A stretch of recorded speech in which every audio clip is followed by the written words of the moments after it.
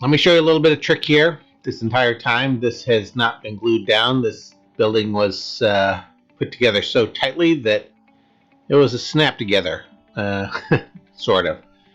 It was said that the way I built this, it was more of an accident than it was actual skill. Is that the building did stay together as I went from phase to phase.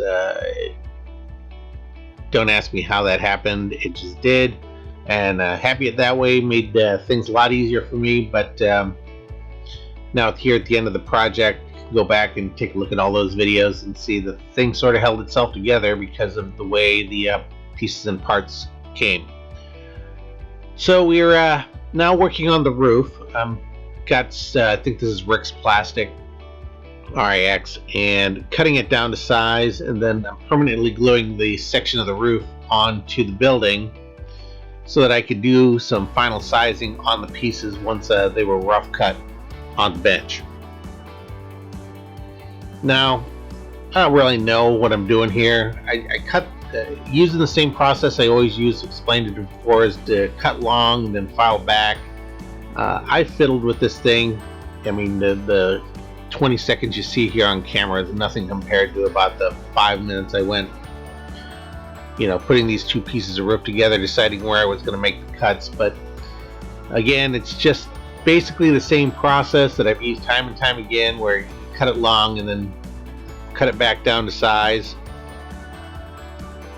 and seems to work out pretty well.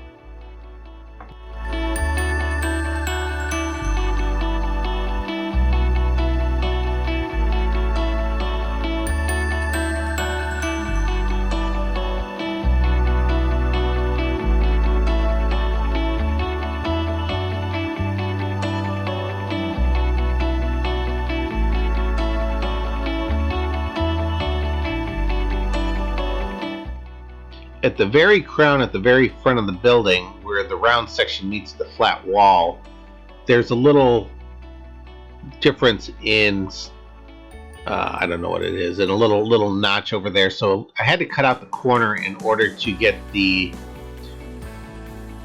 two roof pieces to match the front elevation properly. And I did this about midway into the cutting process. Once you can kind of see up there in the upper right corner that little difference where I took the piece out, and so once the pieces were cut generally the size, it was all filed down to the final mating surfaces. And once we get through this section of video, you'll see how the two pieces came together, and how nicely they came together is probably the best way to say it.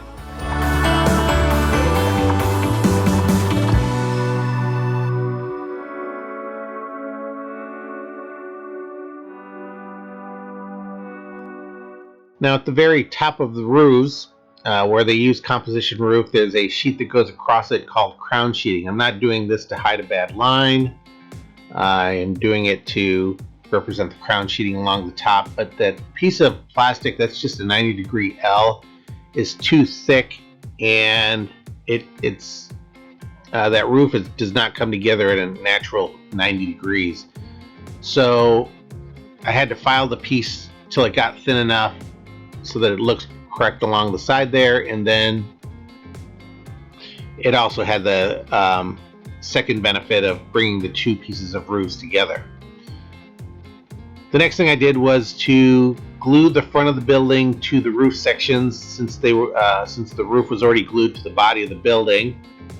And then once that was accomplished, go ahead and glue the painted roof units to the building itself. Explain how I did the painting on the roof sections at the very end of the video.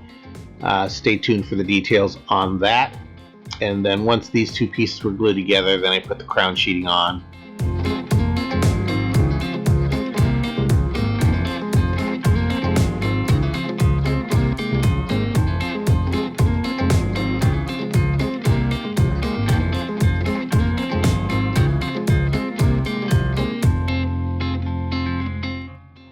So since this is a lighted building, all the separations had to be filled in tight, and the way this was constructed, I couldn't glue the front and the roof and all the pieces together in an order where I would have been able to silicone that piece right there together the way I would normally do it. So I purchased Magic Sculpt on eBay. It's 2-piece flexible epoxy. Created, rolled it all up, put it together, and then forced it into the joint in order to create a solid wall and create a light block, so that when the building was lit, there'd be no gaps in the lighting. I also used Magic Sculpt on the front at the corner here. You'll see it in a minute, right where the round section meets the front elevation. There's a little gap there as well.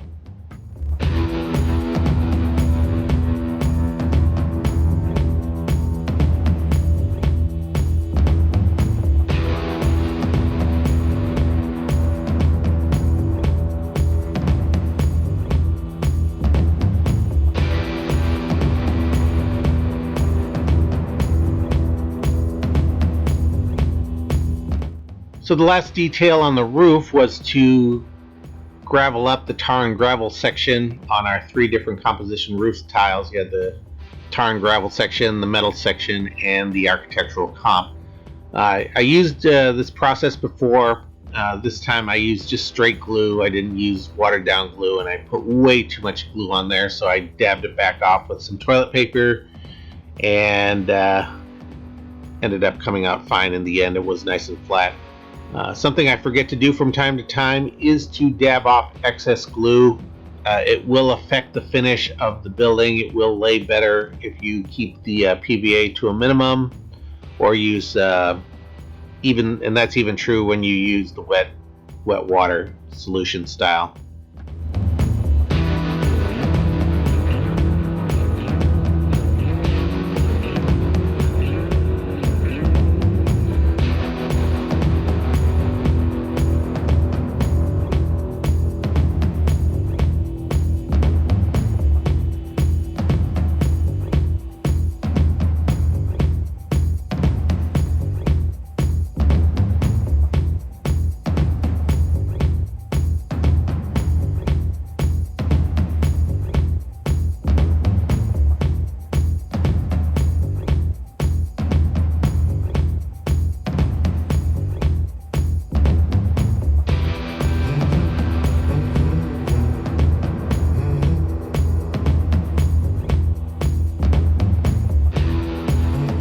One of the things that makes these buildings look so good to me is getting as many of the small details on the building as possible. So I bent a paper clip in this L shape in order to create a wire from the sub panel into the building. On these old buildings, these external wires are all willy-nilly. There's no rhyme or reason to them. If you just look at them without knowing what's going on inside the building. So it's just a nice detail. You see that the item is not in the picture here. It ended up falling off. I had to redo it, but at the very end of the video, you'll see the component is back on the side of the building there.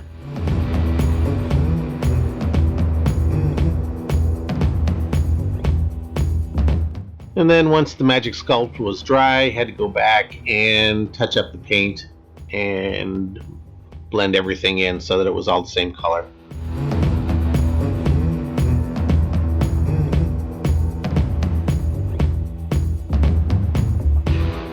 Put this trim piece here. I just need to touch that up. A couple little detail elements. Put this little wire going to the back. And we touched up the paint over here.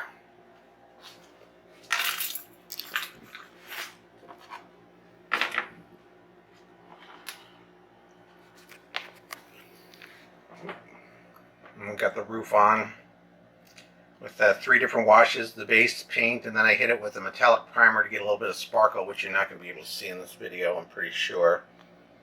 But if you look at it in lifetime, in real life, you'll see there's a little bit of sparkle to it, and then washed it again for the grout in a lighter color. Could have done that in black. And then we have the Walther's detail roof parts. I was going to do more, but I think less is more on this one. So let's do the beauty roll.